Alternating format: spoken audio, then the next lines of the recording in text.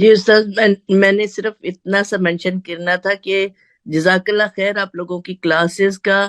کہ آپ کو پتہ نہیں، آپ کو نہیں یاد ہوگا، آپ کے ماشاءاللہ اتنے اسٹوڈینٹس ہیں آپ کو کہاں یاد ہوئے گا، لیکن جب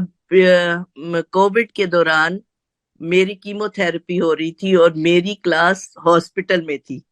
اور آپ نے ساری دنیا سے دعا کروائی تھی کہ ان کے لیے دعا کریں کہ اللہ ان کو صحت دے، کہ یہ ہاسپٹل میں بھی بیٹھ کے، تو میری ساری ٹیوبز لگی ہوئی تھی، سارا کچھ لگا ہوا تھا، میں اپنی کلاس میں بیٹھی ہوئی تھی، لیکن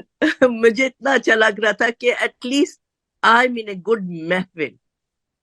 کہ اللہ سبحانہ تعالیٰ نے یہ مجھے چانس دیا ہے کہ میں لرن کروں، چاہے کچھ ایک لفظ بھی لرن کروں، میں خوشی مناتی ہوں اس کی خوشی مناتی الحمدللہ ہوں کہ اللہ سبحانہ تعالیٰ نے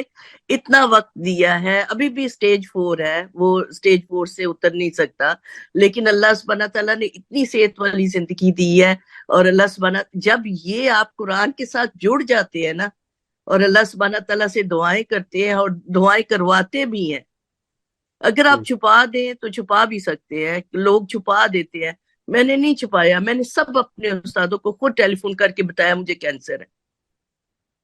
لیکن الحمدللہ خود ساری طرف جاتی ہوں، سارے کام کرتی ہوں، الحمدللہ الحمدللہ پڑھائی کرتی ہوں، مجھے بچے کہتے ہیں صبح سے رات تک تمہاری پڑھائی نہیں ختم ہوتی، میں نے کہا اللہ کا شکر ہے، اللہ نے ٹائم دیا۔ الحمدللہ الحمدللہ میری بہن، اللہ آپ کو استقامت عطا کرے،